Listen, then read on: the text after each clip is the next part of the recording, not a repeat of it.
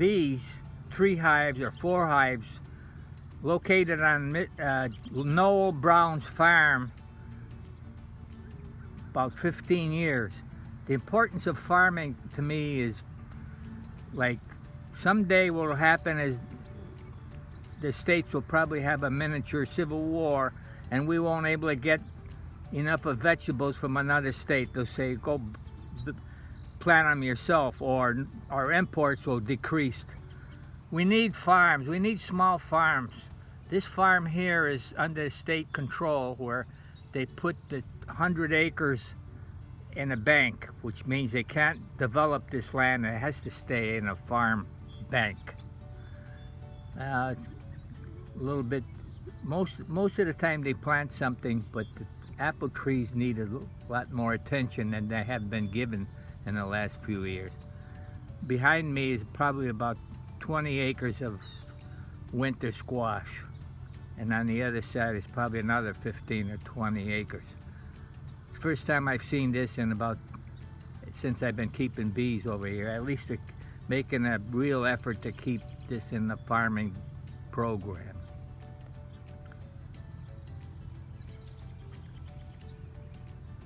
But bees can't eat, or bees, what kind of plants do bees go into? We have what they call honey plants, clover, sumac, the plant that grows next to the stream. Touch me not, isn't it? And it's one of the fall plants. But the plant we're looking for, which will be in the next month, is goldenrod. Years back when I was younger, they called it a hay fever plant. But it wasn't, there was being blamed for hay fever, but it was the plant that grew next to it called the ragweed. We need the goldenrod for the fall honey. So right now we're just letting them cruise along for another week, and I'll take the top box off, which is the honey super, and put some medication in, and for 2 weeks, and then take the medication out and put the box back on for the fall. And that's all we got. So far we didn't get a drop of honey. And why is that? Well, we had such a poor spring.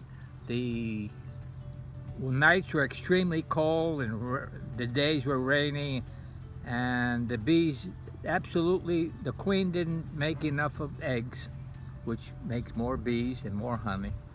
So now we're at the point where they want to go into the super, but there's not really enough of honey plants out there to make some honey. So we're gonna wait. Next week we'll take the boxes out, the top box off, and put the medication in, and then in the middle of August we'll reverse the process.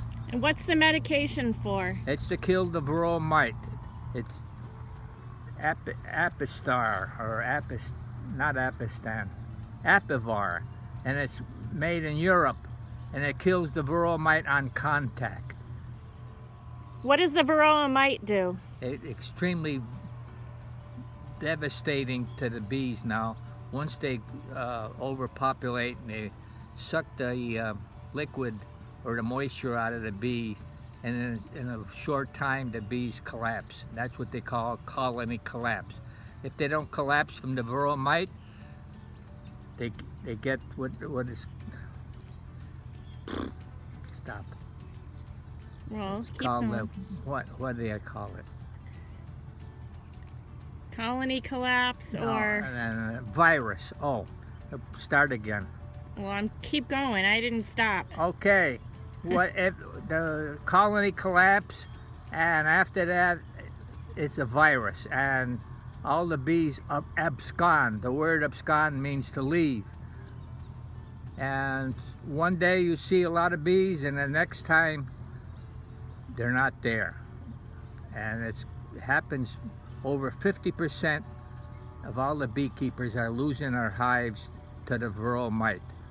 We have to really pay attention, and next time we come here we're going to take a varroa mite count, which means taking some bees out there and a jar full of alcohol, kill them, and then lay them out on a white piece of paper and count how many mites we have. If we have any mites, we have to put more medication in.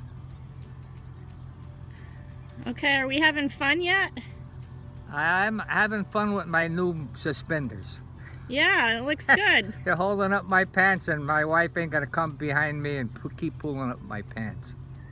Well, that's good. Glad to hear it. Keep your pants on. The only trouble is I feel like an old man. You got a lot of years left. I know that. I had some good news Tuesday when the doctor told me my veins were clean. Oh, good. And now I just have to take some medication to strengthen myself and my heart. Okay. Over and out. That's it from here.